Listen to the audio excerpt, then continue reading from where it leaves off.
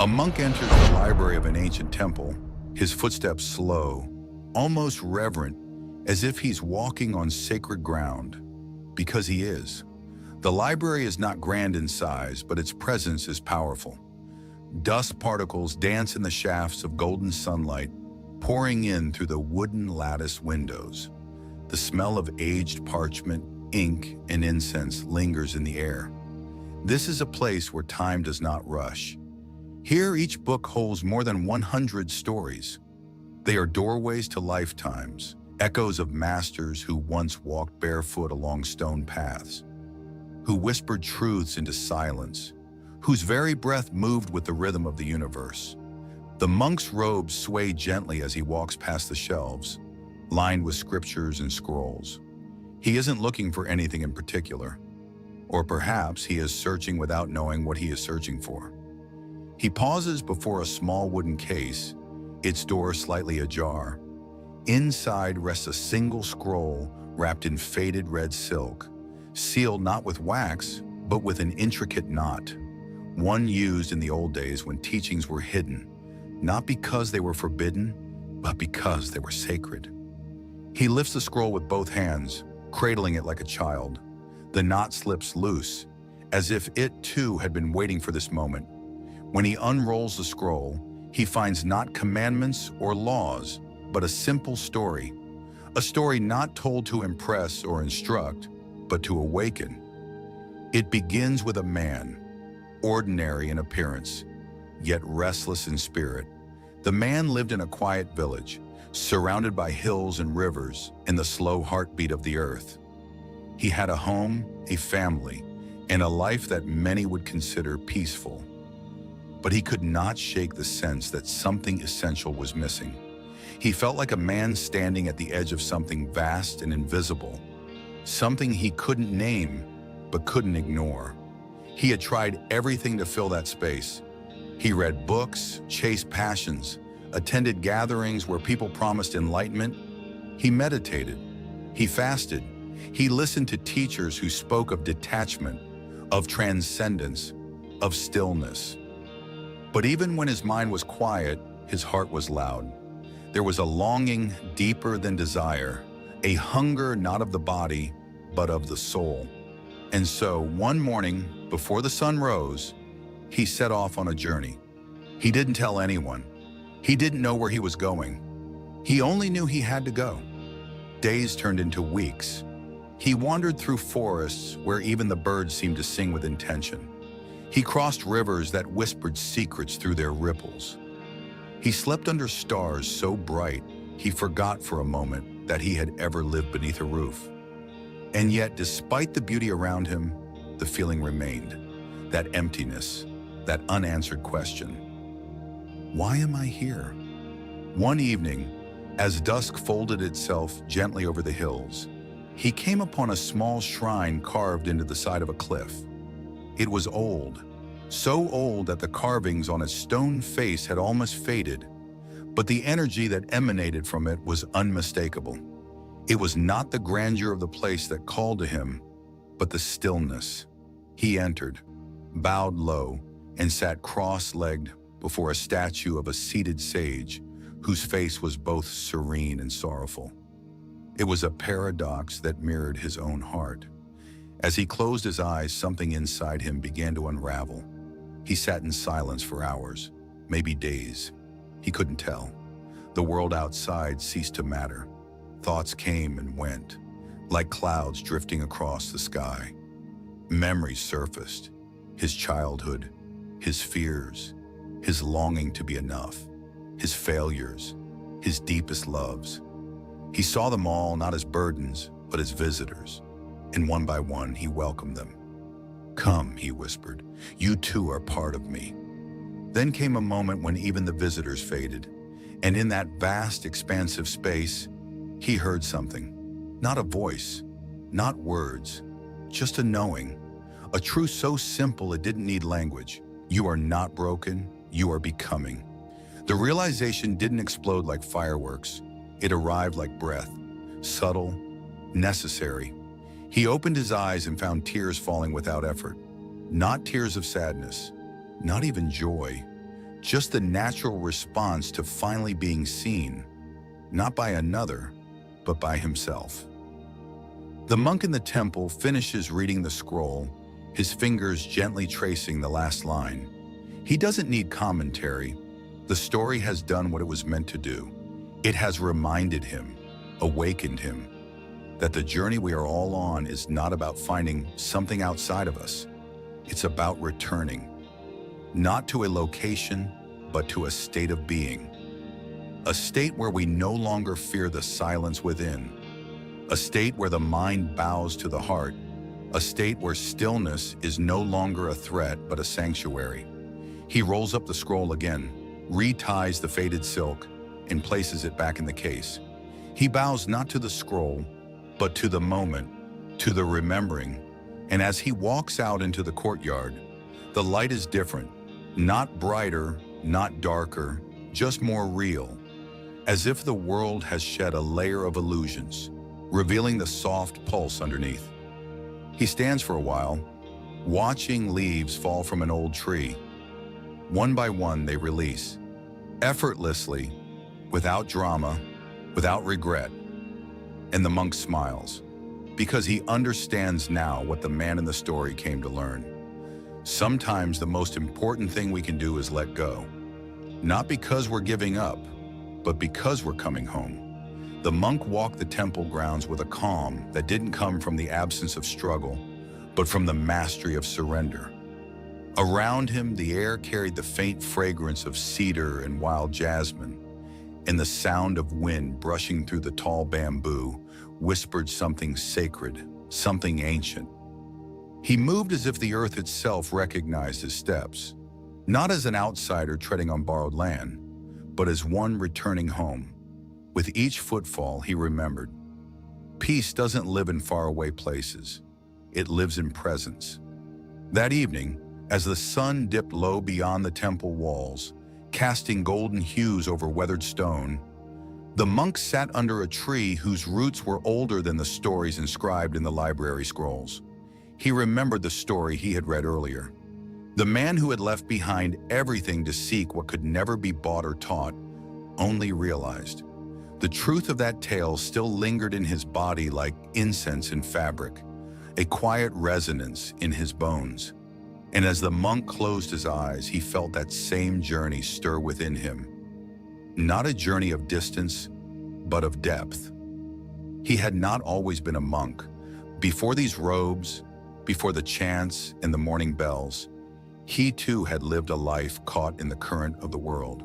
His days once danced to the rhythm of ambition, and his nights pulsed with unanswered questions he was too tired to ask. In those days, his joy came in short-lived bursts, achievements, applause, moments of affection that always felt too brief. And behind each moment of happiness, there was a shadow, a quiet wondering. What happens when the applause fades? Who am I when no one is looking? That question haunted him for years. He tried to answer it with titles, with relationships, with the pursuit of perfection. But the more he chased, the more hollow he felt. He began to realize that the self he had been trying to build was made of mirrors. Every reflection was a piece of someone else's approval, and when he stood still, truly still, there was no voice left, only echo. So he did what few are willing to do. He let it fall apart. He left the life he had known, not in anger, but in quiet resolve. He shaved his head. He wrapped himself in robes. He entered the temple not to escape the world, but to meet himself without distraction. The first months were the hardest. Stillness has a way of confronting you with everything you've refused to feel. Thoughts he had long suppressed surfaced like ghosts. Regrets, fears, guilt. Old wounds reopened not to torment him, but to be acknowledged, to be healed. He remembered how one of the elder monks had told him, "The mind is like a restless child. You don't silence it by shouting, you calm it by holding." And so, day after day, breath after breath, he learned to hold space for himself, to watch the mind with compassion, to feel his pain without becoming it, to sit in discomfort without trying to escape. And in doing so, he discovered a peace that was not the absence of emotion, but the full presence of being. It was during those long hours of meditation that he first began to understand impermanence, not as a concept, but as a lived truth. He watched thoughts rise and fall. He watched emotions swell and recede. He watched how even the tightest knots within him began to loosen when he stopped pulling. Everything passed: joy, sorrow, confusion, clarity. And in that realization, he stopped clinging. He stopped resisting. He let life move through him like a river. One night he stood alone in the temple garden under a sky flooded with stars. No distractions, no noise, just the quiet hum of existence. He looked up and whispered, "If this is all there is, it's enough." And for the first time, he truly meant it. Not because he had found all the answers, but because he had stopped needing them. Since then, he had lived simply. He rose with the sun, swept the floors, tended the gardens, recited prayers not to impress any divine being, but to align himself with what was already sacred within. He shared silence with others who came to seek. He offered guidance not from superiority, but from shared humanity. He did not call himself enlightened. He called himself aware, and that, he knew, was the greater gift. Now beneath the ancient tree, as the stars once again began to fill the sky, he reflected on the visitors who had come through the temple gates. So many faces, so many stories. Each of them believing they were broken, each of them convinced they needed fixing, but he never saw brokenness. He saw forgetting. Each person had simply forgotten their essence, forgotten their breath, forgotten the wisdom that lived in their stillness. There was the man who came burdened with grief, carrying a photo of the child he had lost. He could barely speak. His hands trembled. His silence screamed louder than words. The monk had sat beside him, not offering answers, but offering presence. They watched the sun rise together in silence for 7 mornings, and on the 8th, the man wept, not because the pain had vanished, but because the silence had made space for it to breathe. "I still miss her," he said, and the monk nodded. "Then love her that way, in every breath, in every step." There was the woman who arrived angry at the world, fists clenched, words sharp. She had been betrayed, abandoned, left to pick up pieces alone. She wanted justice. She wanted retribution. But as the days passed, her rage softened into sorrow. The monk had given her a broom and told her, "Sweep the leaves, not the past." And day after day, as she cleared the courtyard, she began to clear her heart, until one morning she whispered, "I forgive him." And the monk replied, "Then you are free." Each soul that arrived at the temple came carrying something, but more importantly, each soul left with less. Not less love, not less hope, but less weight. And that was the beauty of true wisdom. It doesn't add, it removes. It strips away the illusions, the false identities, the hardened layers that keep us from ourselves. The monk looked around the temple grounds as the wind began to stir. He smiled, not because everything was perfect, but because he no longer needed it to be. Life, in all its messiness, was sacred. Every moment, even the painful ones, were invitations to wake up, to return, to remember. And tonight, as the moon rose full and bright above the trees, he bowed, not to the sky, but to the ground, to the moment, to the path that had led him here. A gentle rain began to fall just before dawn, tapping softly on the temple's stone roof, echoing through the wooden beams like nature's own heartbeat. The monk was already awake, not because of the sound, but because waking before the world did had become part of his breath. He stepped out into the courtyard, letting the cool drops touch his skin without flinching, without resisting. Rain, he had come to learn, asks for nothing. It simply arrives, cleansing, nourishing, honest. And in this honesty, it became a teacher. He stretched his palms to the sky, letting the water collect in the lines of his hand, like offerings from the heavens. His breath was slow and deep, his eyes closed. He whispered a mantra, not from rote memory but from the marrow of his being. I accept. Just those two words, no conditions, no bargaining, just the surrender to what was. Rain, stillness, breath, life. Acceptance, he had discovered, was not passive. It was the bravest act he had ever committed.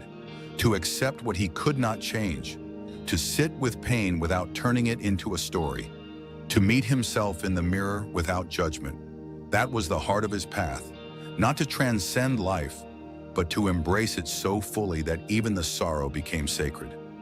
Years ago, during his early days in the monastery, he had struggled with this idea. He thought spiritual life meant escaping discomfort, that it meant always being calm, always centered. But true wisdom, he learned, is not about controlling your experience. It's about entering it fully, about being the witness and the participant at once, feeling deeply without drowning, seeing clearly without clinging. He thought of the man who had come to the temple just 3 seasons ago, a scholar, brilliant, skeptical, articulate. He had read every text, studied every school of thought, but he was tired. Tired of the words, tired of the theories, tired of living from the neck up. I've understood everything, he said, but I still feel empty. The monk had offered him tea and silence. No debate, no teaching, just presence. And over the weeks, the scholar began to unravel. He cried during a morning chant. He laughed during a walking meditation. He wrote poetry on stones and left them along the riverbank. When he left, he bowed low and said, I came here looking for answers, but I found something better, myself. This is what the monk knew to be true. Awakening isn't loud. It doesn't come with fireworks. It comes in moments so quiet, most people miss them. It comes when you finally stop searching and start listening. To the wind, to your breath, to the ache in your chest that isn't asking to be solved, but held. He sat under the covered edge of the temple porch, watching the rain continue its gentle descent. A leaf fell from the roof and landed in a puddle, sending small ripples outward. He followed those ripples with his eyes, thinking about how every action, every word, every silence creates waves, seen or unseen. We are all throwing stones into the great still water of existence. The question is not whether we make ripples, but what kind. Later that morning, he joined the others for chanting. The main hall was dimly lit, incense curling in the corners like ancient breath. The sound of voices rising together, not for performance, but for resonance, filled the space. The vibration of each syllable stirred something beyond thought. The monk didn't chant to be heard, he chanted to remember. With each breath, each sound, he realigned himself with something older than language, something that lived not in the mind, but in the heart. Afterward, during the silent meal, he noticed one of the younger monks struggling. The boy's shoulders were tense, his hands shaky as he tried to keep his bowl steady. The monk didn't speak. He simply reached over and steadied the boy's hands with his own. For a moment, their eyes met. And in that quiet exchange, more was said than 100 lessons. Sometimes the greatest kindness is presence. Sometimes healing begins not with words, but with someone who doesn't flinch when you tremble. That afternoon, as the clouds parted and sunlight returned in gentle waves, the monk wandered to the back garden, where wildflowers grew between stones and bees hummed their unbroken songs. He sat cross-legged on the ground, placing his hand on the soil. He could feel its warmth, its heartbeat. He pressed his palm down gently and whispered, I belong. That phrase had once felt foreign. To belong. For much of his life, he had believed that belonging meant fitting in, being accepted, being praised. But now he understood something deeper. Belonging wasn't about being approved of. It was about remembering that you are not separate, that even in your solitude, you are part of everything. The wind, the roots, the fire, the silence. You are not a visitor. You are the ground itself. He looked up and noticed a bird nesting in the rafters of the temple roof. It watched him too, curious but unafraid. They sat like that for a long while, the monk and the bird just existing, not asking anything of one another, not trying to prove anything, just breathing the same air, sharing the same moment. And that, he thought, is love. Not the kind that clings or demands, not the kind that seeks validation, but the kind that allows everything to be as it is, the kind that sees without needing to change, the kind that sits beside joy and sorrow with equal reverence. As the sun began to dip once more behind the mountains, casting long shadows across the stone path, the monk rose slowly, his knees stiff but his spirit light. He walked the length of the courtyard, barefoot, feeling every texture beneath him, the warmth of sunlit stone, the coolness of shaded earth, the slight dampness where the rain had yet to dry. Each step a prayer, each step a poem. He paused before the library again, where the scroll still rested, wrapped once more in red silk. He didn't need to reread it. The story now lived within him. It had never truly been about the man on the journey. It had always been about all of us, seeking, searching, forgetting, remembering, letting go. He bowed his head, not to the scroll, but to the silence around it. And then he turned and disappeared into the golden light of evening, not walking away from anything, but walking deeper into himself. The days in the temple did not follow the tempo of the outside world. There were no deadlines, no rush, no digital clock blinking reminders of time lost or gained. Here, life unfolded according to the rhythm of breath, of nature, of the soft discipline of awareness. And in this deliberate slowness, the monk began to notice the quiet transformation taking place, not just around him, but within. One morning he sat at the edge of the pond just as the first light stretched itself across the water. Mist floated above the surface like a veil between worlds, and the reflection of the sky shimmered with colors not found in any paint. He dipped his fingers into the water and watched the ripples dance outward. For a long time he just watched. There was no hurry to name the experience, no urge to capture it in words or memory. He had begun to unlearn the habit of rushing past beauty in search of something more meaningful. He realized now, this was it, this moment, this breath, this quiet reflection that asked for nothing and gave everything. There had been a time when he chased meaning like it was a finish line, believing it lived in some grand realization or profound event. But the deeper he sank into silence, the more he discovered that meaning was everywhere, already humming beneath the surface. In the way a petal unfolds without resistance, in the sound of wind catching the corners of a prayer flag, in the pause between his heartbeat and the next. He remembered the traveler who had once come to the temple gates, weary and skeptical, with eyes full of questions and a heart guarded by years of disappointment. The traveler had asked, "What is the meaning of life?" And the monk, without speaking, handed him a bowl of rice. Noticing the flavors, the warmth, the effort someone had poured into the meal, he began to weep, because in that moment he understood. The meaning of life is not hidden in complexity. It is revealed in presence, in simplicity, in gratitude for what is, rather than what we imagine should be. The monk had always believed in the quiet power of such gestures. He had seen how offering a flower could speak louder than offering advice, how simply listening, truly listening, could heal more than 100 spoken affirmations. Most of the people who came to the temple didn't need answers. They needed space, space to unravel, to feel, to remember who they were before the world told them who to be. And as he watched the mist on the pond fade into the morning light, he reflected on his own moments of forgetting. How many times he had measured his worth by his usefulness, his productivity, his ability to meet expectations. How often he had silenced his own needs to preserve harmony. But harmony built on suppression is not peace, it is performance. And slowly, gently, he had begun to release that performance. Not all at once. Healing never demands speed, but little by little the mask fell. Now, when he looked into the eyes of others, he didn't look for stories or identities. He looked for stillness, for presence, for the light behind the layers. And when he saw it, even for a flicker, he bowed inwardly, because seeing another clearly is an act of grace.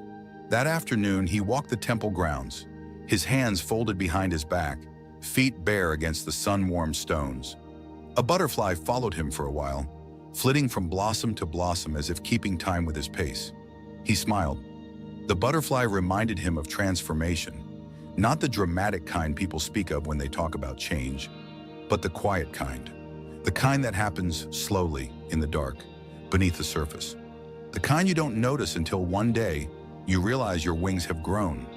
Transformation, he knew, wasn't about becoming someone new. It was about peeling away the layers that never belonged in the first place, about unlearning the noise, about returning to the original rhythm of your own soul. He paused at the old fig tree, where offerings were sometimes left. Someone had placed a small wooden figure at the base, a simple carving of a seated figure with hands resting gently on its lap. There was no plaque, no explanation, just presence.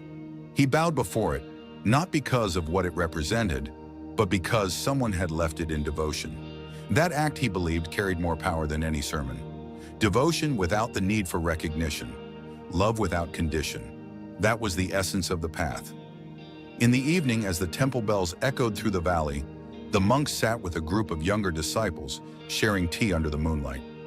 One of them, a boy with sharp eyes and an open heart, asked him softly, "When did you first feel peace?"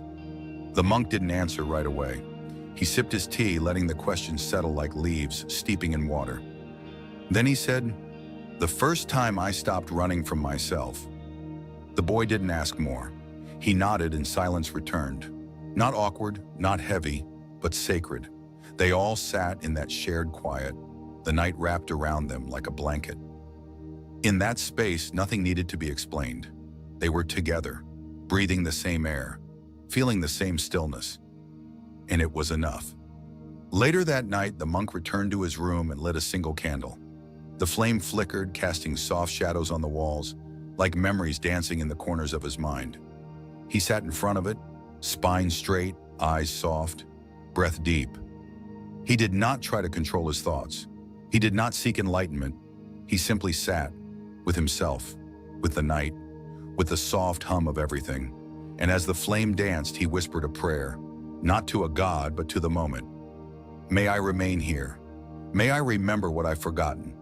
May I continue to bow, not to power, not to fear, but to truth, to presence, to now." Before sunrise the next day, the monk was already awake. The temple was still, cloaked in the soft breath of early dawn. He sat in his meditation space, a small alcove facing east, where the first light always touched the floor like a blessing. His eyes were half closed, his breath steady, his spine like a tree rooted in something deeper than muscle or bone. He didn't chase thoughts away. He didn't grasp at clarity. He simply rested in awareness, allowing whatever arose to pass through, like wind through open windows. In that stillness, he felt the presence of something vast and unnameable. Not outside of him, but within. A quiet knowing that all of this, every breath, every ache, every joy, was part of the same sacred fabric. Nothing to fix, nothing to escape. Just this moment, just this breath, and it was enough. After his practice, he walked through the temple garden, barefoot, the cool morning dew soaking into his feet. He moved slowly, deliberately, as if in conversation with the earth. The stones beneath him were smooth and cold, each one placed with intention by hands long gone. He reached the pond, now still and clear, the mist having lifted with the sun's slow rise. A dragonfly hovered above the surface, wings catching light like shards of crystal. He watched it with a kind of reverence usually reserved for holy texts. Nature, after all, was the first scripture. He had come to understand that the truest wisdom isn't always spoken, it's felt. It arrives without fanfare. It hums beneath the noise of thinking. And to hear it, you don't need credentials. You need silence. You need to unlearn the urgency. You need to become soft enough to be touched by the ordinary. That morning, he spent time cleaning the temple floors, sweeping dust that had settled in corners, rinsing old bowls in silence. These tasks weren't chores. They were devotion, acts of presence, of reverence. Each stroke of the broom, each drop of water, became a way of saying thank you, not just to the space, but to life itself, to the fact that he had been given another day to live, to breathe, to remember. The elders used to say that how you do one thing is how you do everything. At first, he didn't understand, but now it made perfect sense. If you rush through a simple task, what else are you rushing through? If you bring awareness to washing a cup, might you also bring it to your grief, to your joy, to the sound of your friend's voice? Awareness, he had learned, was not a switch you flipped. It was a practice, a way of living, a way of loving. Later that day, a visitor arrived at the temple gate. She was middle-aged, her shoulders slightly hunched, eyes sunken but kind. She carried no suitcase, just a small cloth bag and a journal worn from years of use. The monk welcomed her without question. In the temple, stories unfolded when they were ready, not when they were demanded. She was given a space to sleep, a cup of tea, and an invitation to silence. Over the following days, the woman joined the others in the garden, helping trim the trees, mend the paths, clean the offering bowls. She rarely spoke, but her presence was clear, grounded, heavy in a beautiful way, like rain before it falls. On the fourth day, as she sat beside the monk in the courtyard, she whispered, "I don't know who I am anymore." Her voice cracked around the words, but there was no drama in them, just truth, honest, raw, and ready. The monk didn't respond with teachings. He simply looked at her and said, "Then this is the perfect place to begin." She smiled through her tears, and something inside her softened, just enough for the light to come through. That's what the temple was. A place not of answers, but of beginnings. A place where people didn't come to find their old selves, but to shed the costumes, the expectations, the stories that no longer served them. To sit with the silence and allow something real to emerge. Not something polished, not something others applauded, but something true. That evening, the monk lit incense in the main hall, the smoke spiraling up like memory. He walked the perimeter slowly, bowing to the four directions, giving thanks, not for what he had gained, but for what he had let go. His need to be understood, his fear of not being enough, his old compulsion to hold on when what he needed was to release. Letting go, he had learned, was not a one-time act. It was a daily choice, sometimes hourly, to release the thought that said, "I must prove myself," to release the pressure to perform peace rather than live it, to release the belief that his worth was tied to his usefulness. In that release, he found freedom, not the kind that comes with applause, but the kind that comes with a quiet heart. That night, he sat once more beneath the stars. The air was crisp, filled with the scent of pine and distant smoke. He wrapped a shawl around his shoulders and looked up, not for answers, but for remembrance. The stars didn't need purpose to shine. They didn't question their place in the sky. They simply were. And that was their beauty. That was their power. He placed his hands in his lap, palms facing upward, and whispered a simple prayer, not to the stars, but to the stillness between them. May I meet myself with kindness. May I speak only what is true. May I carry nothing I no longer need. May I remember that this breath, this moment is enough. And in the silence that followed, he felt no need to speak again. Dawn returned again, not with urgency, but with grace. The temple grounds shimmered under the golden blush of morning light, and dew hung like blessings on every blade of grass. The monk stepped outside quietly, barefoot as always, his breath syncing with the rhythm of the world around him. There was no ritual today beyond presence, no agenda beyond noticing. Each inhale was a reminder, each exhale a letting go.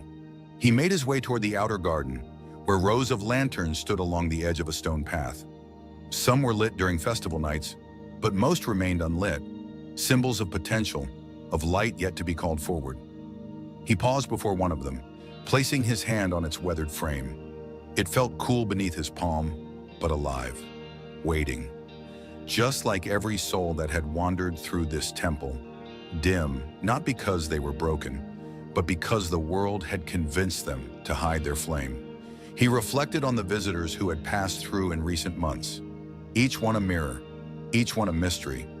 The young man who feared he would never be forgiven, the elder who wept for the time he had lost chasing status, the child who sat in perfect silence, her gaze as old as the mountains, and the woman with the journal who now walked each morning with her shoulders a little lighter, her eyes more open. None of them were fixed, because none of them were broken. The monk had come to understand that we are not puzzles in need of solving. We are gardens, and some parts are in bloom, while others are resting, healing, waiting for spring. He remembered his own winters, those long inner seasons where he questioned everything, his worth, his path, his silence. But it was within those winters that the roots had deepened, the strength had grown, the truth had begun to whisper. Truth, he now believed, never shouts. It waits in stillness, in the moment you finally stop running, in the silence you once feared, in the ache that you dare to feel without fleeing. The monk had found his truth not in chants or teachings, but in sweeping the temple floor, in sipping tea slowly, in watching a single leaf fall and knowing it had no regrets. Later that day, he sat beneath the Bodhi tree near the southern wall. Its branches reached out like arms open in eternal welcome, and its leaves rustled with the sound of time itself. Beneath that tree, he had sat for years, not always seeking enlightenment, sometimes just to breathe, sometimes just to remember that he was enough, that the moment was enough, that this ordinary, extraordinary life was not a mistake or a test, but a gift. He had once thought awakening would be dramatic, a flash of insight, a blinding light. But his awakening had been different, quieter, gentler, like a fog slowly lifting, revealing the path that had always been there beneath his feet, like remembering a melody he had always known but forgotten how to hum. Now he spent his days not as a teacher, but as a witness. He didn't need followers, he needed presence. He offered stories not to preach, but to invite. He held silence not to control, but to soften. He allowed others to arrive just as they were, trusting that the temple, and life itself, would do the work it needed to do, without force, without pressure. As twilight approached, the monk lit a lantern near the gate. It was an old ritual, not for ceremony but for remembrance, a way of saying, even when the world goes dark, there is always light waiting to be seen. And as he lit the wick, the small flame flickered to life, dancing in the evening air. That flame, to him, was sacred, not because it banished the darkness, but because it coexisted with it, gently, without war. He thought of the scroll in the library, the story that had started all of this, the man who went on a journey only to discover that what he had been seeking was not out there, but within. That story had never really ended, because it was never just one man's journey, it was everyone's. And now, as he stood before the open gate, the night wrapping itself around the temple like a shawl, he felt the story continue, in every traveler who came, in every soul who dared to stop, to sit, to see. He didn't need to speak the ending aloud, because there was no ending, just another beginning, woven into the breath of the world. He turned toward the temple, walking slowly, the light of the lantern guiding his path. Behind him, the wind stirred gently through the trees, and the stars began to reveal themselves one by one, not with urgency, but with certainty. He paused once more, just before reaching the steps, and closed his eyes. In the darkness behind his lids, he saw everything: the laughter, the grief, the letting go, the becoming, the stillness that had once felt like emptiness, now rich with meaning. He smiled, not because everything made sense, but because he no longer needed it to. He whispered into the night, a final prayer not to the heavens, but to the quiet truth within. May I carry this stillness wherever I go. May I speak not to impress, but to connect. May I meet each moment as if it were sacred, because it is. May I be the lantern, not the flame. Silent, steady, offering light without asking for anything in return. And with that, the monk stepped into the shadows of the temple. the door closing softly behind him. Not as an end, but as a continuation, because the awakening never truly ends. It only deepens. In the quiet aftermath of these awakenings, the individuals who had once wandered through life as if in a daze began to forge new paths. They started to notice that the moments of silence, those precious pauses that once frightened them, were actually the spaces where life's most profound truths resided. It was in those moments, when the world was stripped of its constant chatter and expectation, that you could finally hear the soft murmur of your inner voice. That voice, once drowned out by the clamor of everyday demands, now spoke clearly. You are enough. You are whole. You have always been. And as you listen to that voice, something remarkable happens. The sharp edges of past wounds begin to blur. The heavy chains of self-doubt start to crumble. Slowly, imperceptibly, you begin to remember who you truly are, beneath all the layers of pretense. In the journey of returning to yourself, there are days when the memories of old hurts come flooding back. The sting of a lost love, the ache of a missed opportunity, the lingering pain of betrayal, all these feelings might resurface, uninvited and unbidden. And rather than pushing them away, you learn to greet them with a quiet kindness. You allow yourself to feel without judgment, recognizing that each emotion is a part of the vast tapestry of your being. You understand that pain, like beauty, is transient. It is not a permanent state, but a dynamic part of your ever-changing life. With each passing day, you become more adept at holding these feelings gently, letting them move through you like waves on a shore, knowing that no wave is permanent. And in this gentle holding, you discover that every tear, every moment of sorrow, carries the seed of a new beginning. In that same space, hope begins to take root. Not the brittle kind that is forced and fleeting, but a deep, abiding hope that comes from knowing that you have been here before, that you have faced your darkness and emerged into light. You begin to see that the struggles you have endured are not signs of weakness, but of resilience. They are the raw materials of a life built on authenticity. You start to trust the process, even when it is messy and unpredictable. You learn to lean into the uncertainty, not with dread, but with curiosity.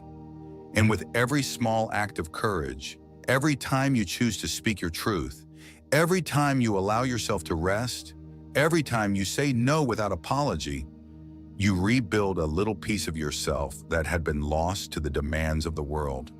In these moments of gentle revolution, you also begin to see the interconnectedness of your own healing with the healing of others. You notice that as you step into your own truth, you become a beacon for those who are still wandering in the dark. A kind word, a shared smile, a silent nod in understanding. All these become subtle invitations for others to also return to themselves. The energy of authenticity is contagious. It ripples outward, touching lives in ways that you may never fully understand. And in that quiet interconnection, you come to realize that your journey is not a solitary one. Even in moments of profound solitude, you are part of a larger community of souls, each on their own path, each carrying their own stories of loss, healing, and rebirth. As the seasons change, you find that life begins to mirror this inner transformation. The once harsh edges of your world soften. The relentless pace of your days gives way to moments of deliberate stillness. You start to appreciate the beauty of small things, a bird's song in the early morning, the feel of soft rain on your skin, the way the golden light filters through the trees in the late afternoon. These are not trivial details. They are the poetry of existence. And as you become more attuned to these moments, you realize that they are the very essence of meaning. It is not found in grand accomplishments or monumental events, but in the quiet, persistent miracle of simply being. And so you continue to evolve, step by fragile step, learning that the journey back to yourself is not measured by milestones or checklists. It is a process of continuous, gentle becoming, a lifelong dance with your own truth. There will be days when the path feels steep and the weight of old habits threatens to pull you down. There will be moments when you doubt whether the silence will ever yield answers. But even in those moments, remember that every breath you take in the present is a victory. Every act of self-kindness, every honest conversation with your inner child, every time you allow yourself to just be, is a declaration of your worth. And in that declaration, you reclaim the power that was always yours. In the end, you learn that the meaning of life is not something to be chased like a fleeting prize. It is something that unfolds quietly as you return to yourself, as you let go of the need to constantly prove your worth to a world that has its own agenda.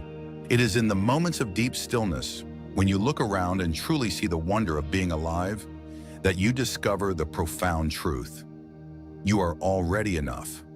The universe, in all its vastness and mystery, exists within you as much as it exists outside you. And the more you embrace that, the more you realize that life's most precious secrets are not hidden in the distance. They are found in the quiet, unguarded moments when you finally listen to your own heart. As you begin to walk more gently through your own life, you start to realize that not everything needs to be understood. Some things simply need to be felt. Some questions don't have answers, and some answers don't bring peace. You learn to stop searching for meaning in every detail, every event, every failure. Instead, you start to trust the unfolding. You start to believe that perhaps the meaning of it all isn't found in the outcome, but in the act of staying present through it. And this realization doesn't come all at once. It creeps in slowly, through the cracks left behind by pain, by change, by the persistent whisper of your soul that says, you don't need to figure everything out to be at peace. There was a woman who had spent years trying to understand why things had turned out the way they had, why the people she loved left, why the dreams she chased always slipped just beyond her reach. She went to therapists, read books, studied psychology, astrology, spirituality, anything that might offer an explanation. She was hungry for clarity, desperate for answers. But clarity, like peace, cannot be forced. One evening, she was sitting by the ocean, the waves crashing with a steady, timeless rhythm, and she realized she didn't need an explanation. She needed rest, not just physical rest, but soul rest, the kind of rest that comes when you finally allow life to be what it is, without needing to control it. That moment changed her, not in a way that made the pain disappear, but in a way that made space for something new. She began to shift her questions, from why did this happen, to how can I meet this moment with grace? From what's wrong with me, to what part of me needs love right now? She stopped trying to dissect her life like a puzzle and started living it like a poem. And in that shift, she found something far more powerful than answers. She found peace. You begin to see this pattern in your own life too. The more you stop resisting what is, the more life opens up to you. The people who are meant for you start to arrive, not because you chase them, but because you finally created space for them to find you. The things you need begin to flow, not because you force them, but because you stop blocking them with your fear, your doubt, your tight grip on what you thought life should look like. And in this spaciousness, you begin to breathe more freely. You begin to trust not just in life, but in yourself. You start to see that most of your suffering wasn't caused by what happened. It was caused by your resistance to what happened. By the way you told yourself that things shouldn't be this way, that you should be further along, that you should be stronger, happier, more successful. You carried these shoulds like weights around your neck, mistaking them for truth. But now you begin to question them. You begin to ask, says who? And when no clear answer comes, you begin to drop those burdens, one by one, until your soul feels light again. There was a man who had lived his life trying to be good. Not just kind, but good in the way society demanded. Strong, reliable, emotionless. He never asked for help, never let himself cry. He wore responsibility like armor, believing that vulnerability would make him weak. But that armor had grown heavy. It had begun to suffocate him. One night, sitting alone after a long day of holding everything together, he broke. Not in a dramatic way. He simply laid his head in his hands and let the tears come. And for the first time in his life, he didn't try to stop them. He let himself feel everything he had been holding back for years. And afterward, he didn't feel broken. He felt free. That's the paradox of healing. The moments you think will destroy you are often the ones that deliver you back to yourself. The feelings you fear most are the ones that lead you home. You realize that your strength is not in how much you can endure without breaking, but in how deeply you can feel without running away. You learn to trust your emotions, not as enemies to be silenced, but as guides to be honored. They are not signs of weakness. They are proof that you are alive.